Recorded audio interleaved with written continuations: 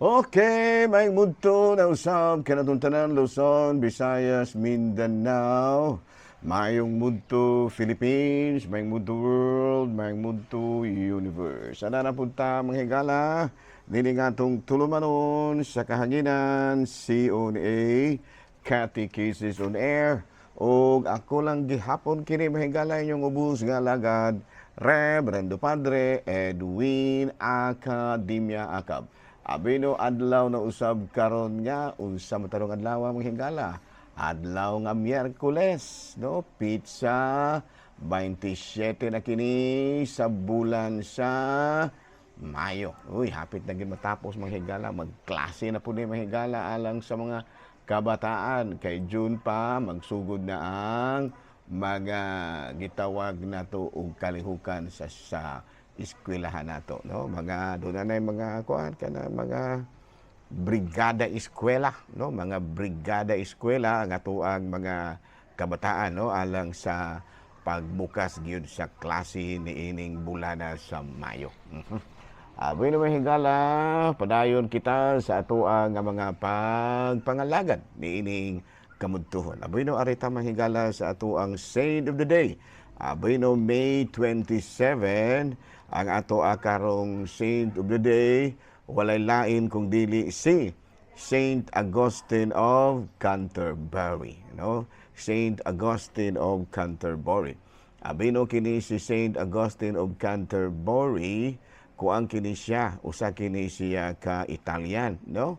Pero nahimo kini siya nga usa ka misyonero, usa ka pare, ordained priest, and then ang nahitabo mao nga gisugo kini siya, no, Saint Gregory the Great aron nga mag-mission didto sa Europe, didto mismo sa England, no?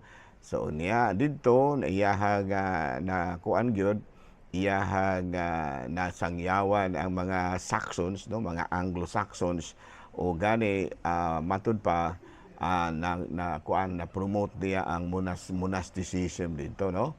Siya mao si San Agustin sa Canterbury. Sa karong adlaw mga higala, gihinumduman nato ang lain na pong patron sa Katolikong simbahan nga mao si Saint Augustine of Canterbury. Bino, arita mga higala sa ato ang CBCP News, balitang simbahan ni ining kamudtuhon. Boy na mga higala,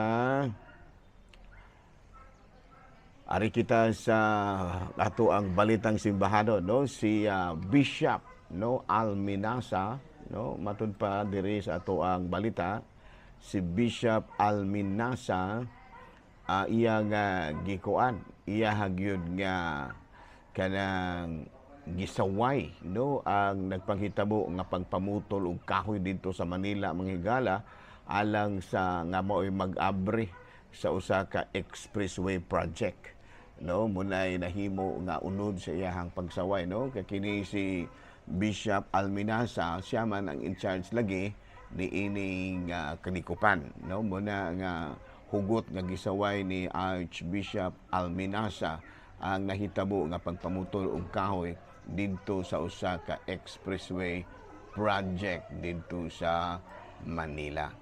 Balita mga higala, gikan sa Vatican, Pope Leo presents Magnificat Humanitas, no?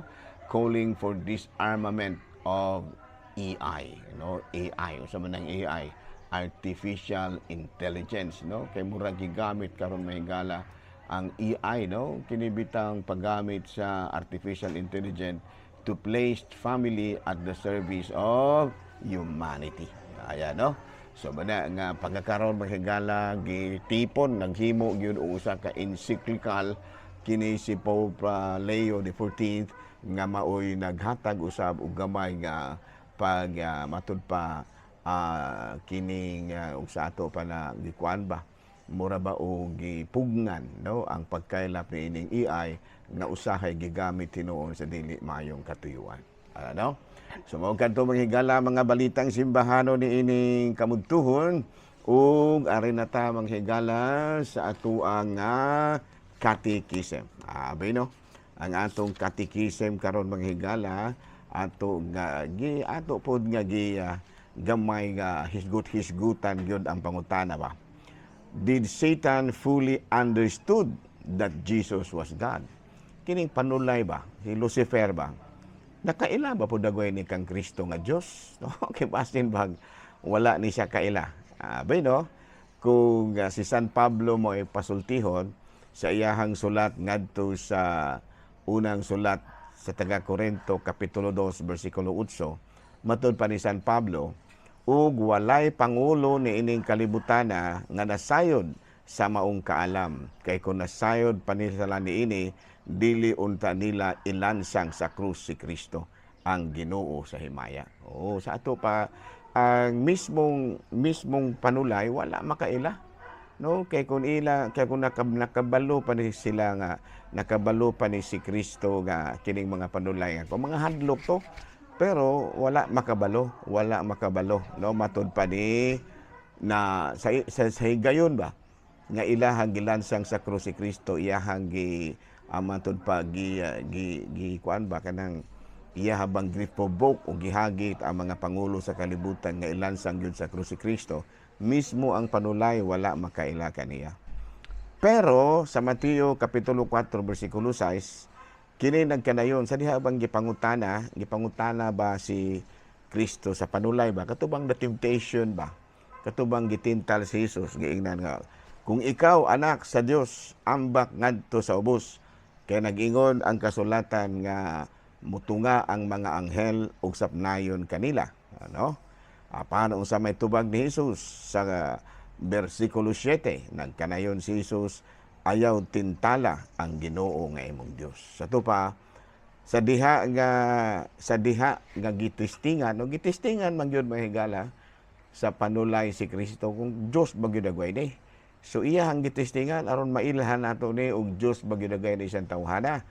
Pero niingon si Kristo sa diyang ingdan, kung anak ka sa Dios, no, ambak sa ubos aron mailan nato kung Dios ka ba gyud, no, kay kung tinuod ka nga Diyos, sapnayon ka sa mga anghel o ang mga bato dili gani makasamad sa imong tiil. Apan unsa may tubag ni Kristo? Apan nag-ingon usab ang kasulatan, ayaw tintala ang Ginoo nga imong Dios. Sa to pagyaangko ni Kristo nga siya Dios gyud. No, kay kita mga higala, hangtod siguro ang panulay naglisod pa gyud siya pagsabot. Naglisod pa gyud pagsabot ang panulay kung ngano nga nakimo pong Dios si Kristo nga tawo raman unta, no, pero ang tubag nato ni ana sigon sa ato ang gipadayag sa atong pagtuo, si Kristo Dios ug tawo nga matuod. No, diha dapit ang atong explanation mahigala nganong si Kristo Dios man gyud tungod kay gilalang man siya gikan sa Espiritu Santo, gipanamkon pinaagi sa lalang sa Espiritu Santo, ug natawo diha na gipanamkon diha sa sabakan sa usa ka babayi, sa usa ka tawo. Buda no nga kitang mga Katoliko nakabalo kita nga si Kristo Dios ug tawo nga matuod.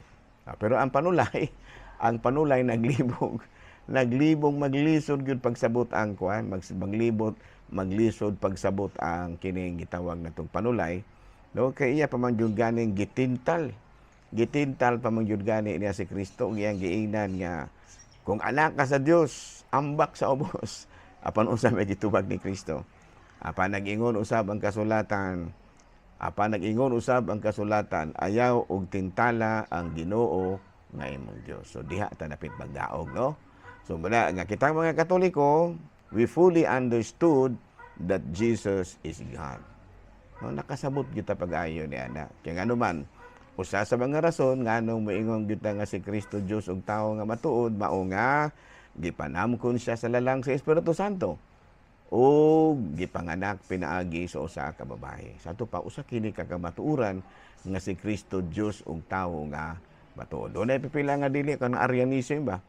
Arianism hangtod karon na ang pamagyapon ng mga panguna-una, pero dili lang nato natagdon kay maglalis pa ta, dili gihapon ta magdaog kay bisag unsaon pa natong pasabot, di man gyud gihapon na mutuo, no? Di man gyud na mutuo, so sagdahi na lamang, wala tay mahimo ana, no, wala tay mahimo ana tungod kay kada mupatindog mangyud pud sila sa ilahang pagtuo nya kita mapadali ba pud ita mupatindog pud ta sa ato pero ang natong hunaon nga si ang panulay mismo maglisod gyud og sabot ang panulay. Pero kita ang mga anak kating mga sumusunod ni Kristo, we fully believe nga si Kristo Dios ug tawo nga matuod. Okay? Abino din nila sa takutob ha. Ako ra gihapon kini inyong ubos nga alagad, Reverendo Padre Edwin Academia Acab. Din nila sa takutob og mayong mudto Pilipinas.